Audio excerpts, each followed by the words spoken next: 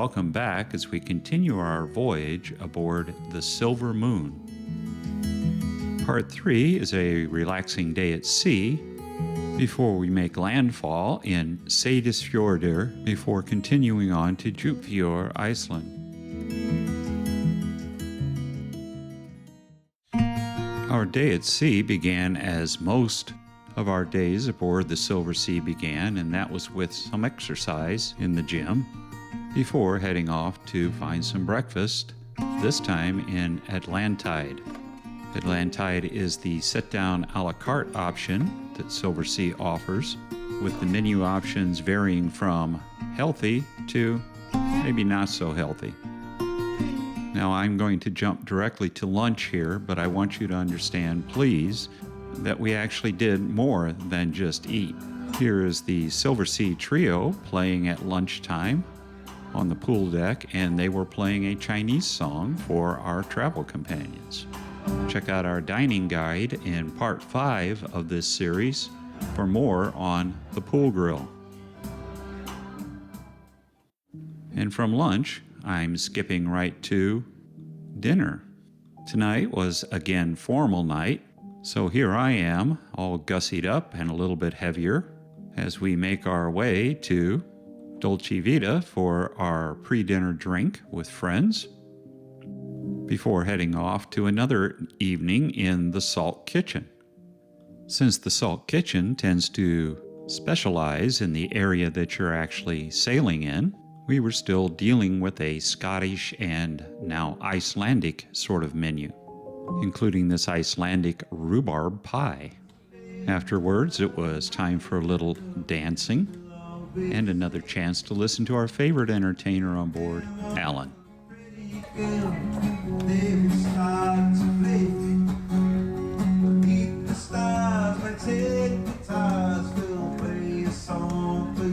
We made it sort of an early night because the next morning would be a landfall in Iceland. Our first stop was in the tiny town of Seydisfjordur.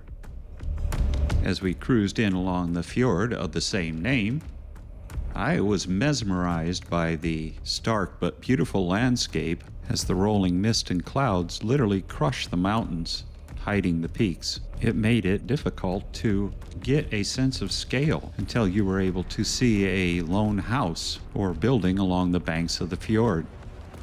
Seydisfjordur is a city with about 700 inhabitants and is known as an important cultural and historic city in Iceland. The economy of Seydisfjordur has long been based on fishing, but now more and more, tourism has become more important. The excursion we chose today was called Chasing Waterfalls. This view from the ship had me thinking that it probably wouldn't be too difficult to find some waterfalls since there was one running through the middle of town. But we debarked the ship and hopped on a bus for a 10-minute journey to a trailhead outside of town. It was there that we would begin our little 4.5-mile hike. Looking back, you can see the Silver Moon in Seydisfjordur appearing as toys in the background. As we continued our ascent, we found grassy fields with the hardy Icelandic sheep roaming.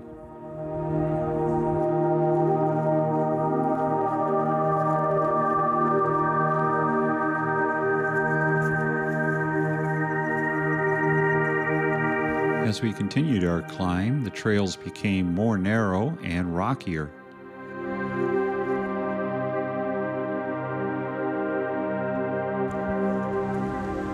The streams and small rivers we encountered became more numerous and swollen, fed by literally dozens of small rivulets formed by tiny waterfalls descending the mountains.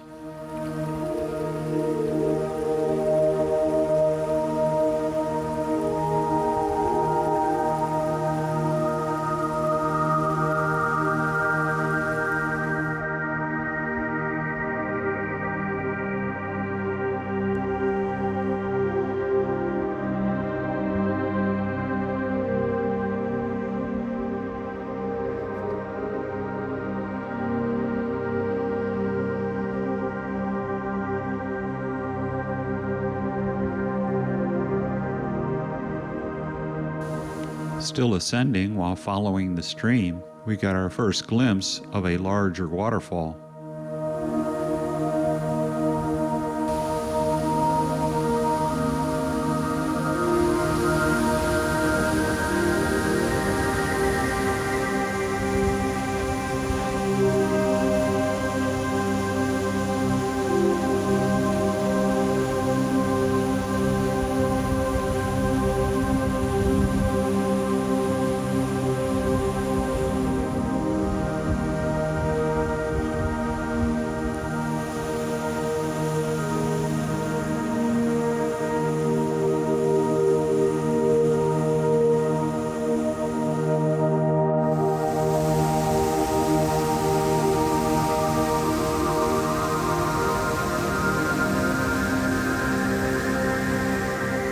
As the larger stream split into two, we continued following the larger branch.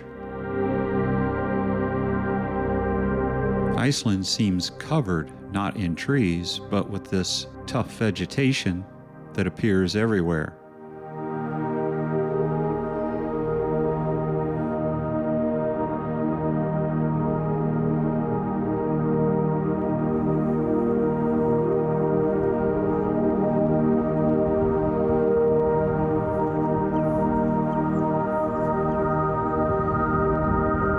As we kept going, thinking there could not be possibly more waterfalls, we retreated to this, the Valley of the Waterfalls.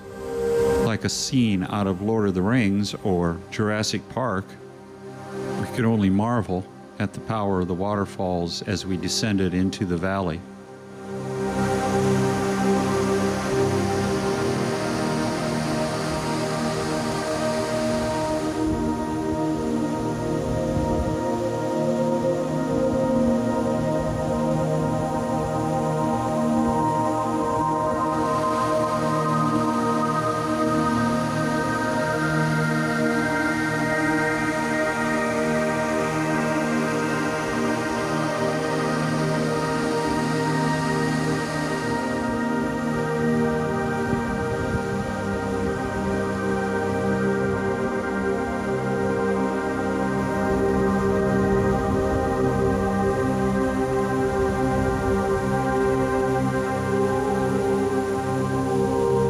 We descended to where the stream emptied into the fjord, we spotted an old stone house that could have been from the age of the Vikings.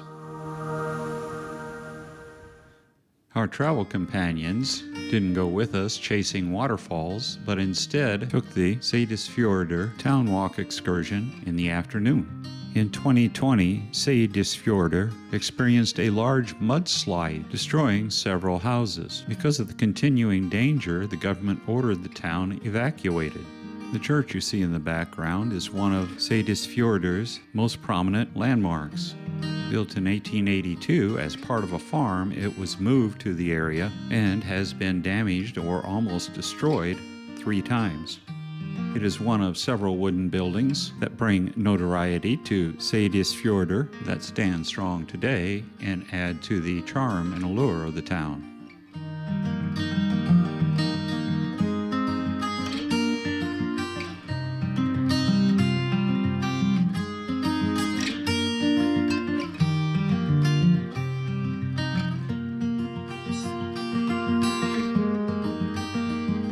Well, as all good things must end, and return to the ship we must, it eventually became time for, well, you guessed it, dinner. And dinner tonight was once again at Hot Rocks. Located on deck 11 and surrounding the pool, Hot Rocks once again proved to be a wonderful dining venue. Of course, it also helped that our favorite musician was serenading us on the pool deck as well. And after a late night with Alan and the gang, it was time to rest up for our next port of call in Iceland. Our next stop in Iceland was Djupivogur, a small community of around 600 people. Djupivogur boasts a small but thriving artist and cultural community. It is located on the fjord Djupivogur. This is another place we had to tender into, so after an early breakfast, we decided to head to the tender station on deck 4 and do a little self-guided walking tour of Djupivogur. And as luck would have it, we were the only passengers on the tender. In just wandering around, we were quick to find this little park-like area where we got a good view of the Silversea Silver Moon, as well as the community of Djupivogur. Now, if anybody watching this is actually Icelandic or speaks the Icelandic language, I apologize for butchering your language. The Icelandic language is based upon the original Viking languages and has changed little in 1400 years of splendid isolation. These flowers, known as the Alaskan lupine and in Texas as bluebells, were imported into Iceland to help prevent soil erosion. While it works somewhat, the Alaskan lupines have basically taken over the landscape of Iceland in many areas. Fishing is still an important part of Djupivogur, and when the fishing season ends, the fishermen become gatherers of eiderdown or involved in some aspect of tourism.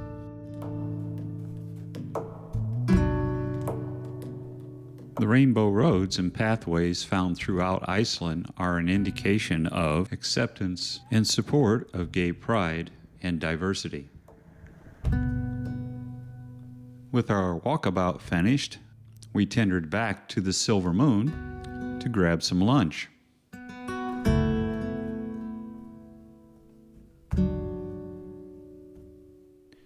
And lunch today would be at Spaccanapoli. Located on deck 12, Spaccanapoli has the best pizza at sea, in our humble opinion. After lunch, we tendered back to Djupivogur for our selected excursion, the Black Beaches Walk.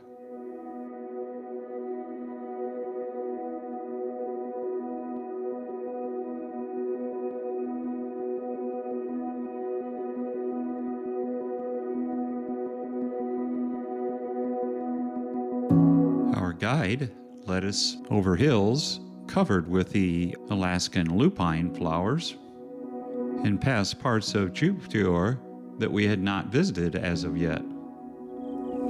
During this tour, the rain showers started and never stopped, making it somewhat cold and miserable. At one of the many small inlets or lakes dotting the landscape, we spotted a small family of eider ducks, from which comes the rare and quite expensive eiderdown. Our path to the Black Beaches took us down the runway of the emergency airport. And here you see the famed Black Beaches of Djupivogur.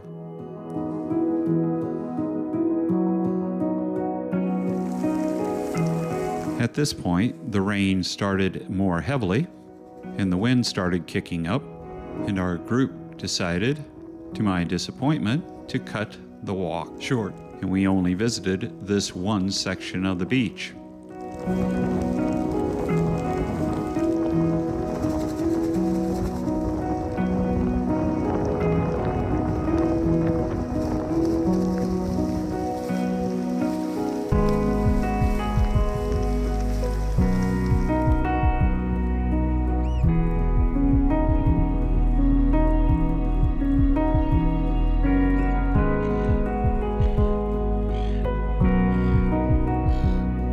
Back, we stopped at a bird-watching station for a bit of coffee, tea, and some rhubarb wine.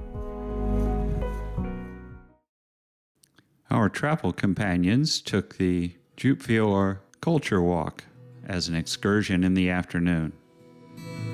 Djupivogur's economy is still based largely on fishing, the collection of eiderdown, and tourism. There is a vibrant artistic component and enclave that is active there as well.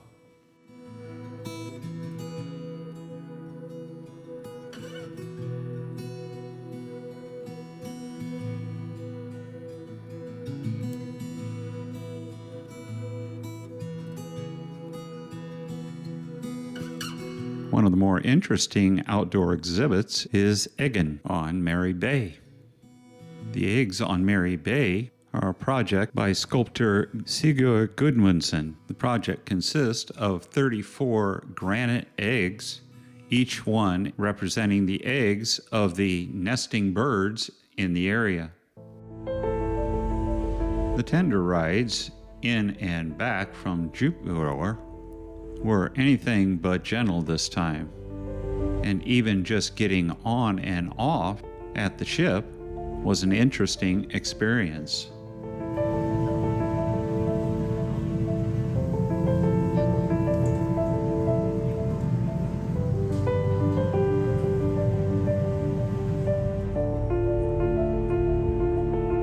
As our port call grew to an end, we were treated to another beautiful sail away and left wishing that the weather could have been this good for our morning beach walk.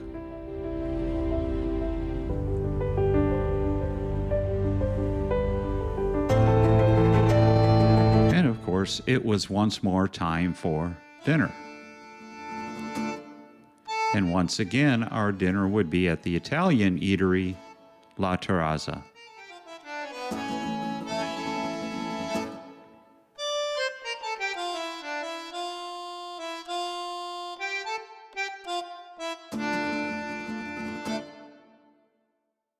For more on La Terrazza, check out part 5 of our 5-part series for a full ship tour and dining guide.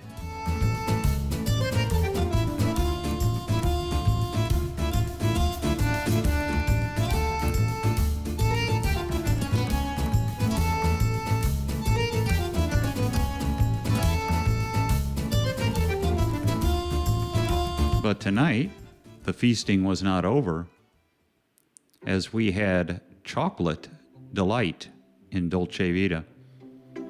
Now this was a truckload of chocolate.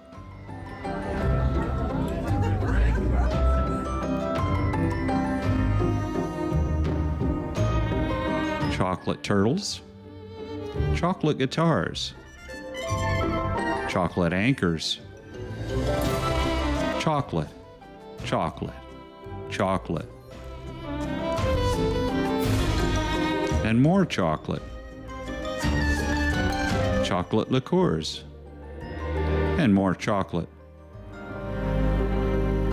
and 4 happy chocoholics. The evening finished with more entertainment from Alan.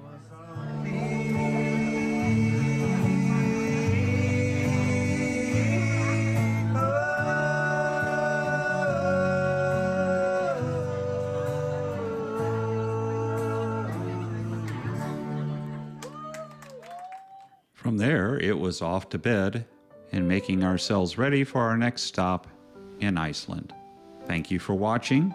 Please like and subscribe and ring that notification bell. Join us for part 4 and our last 2 stops in Iceland.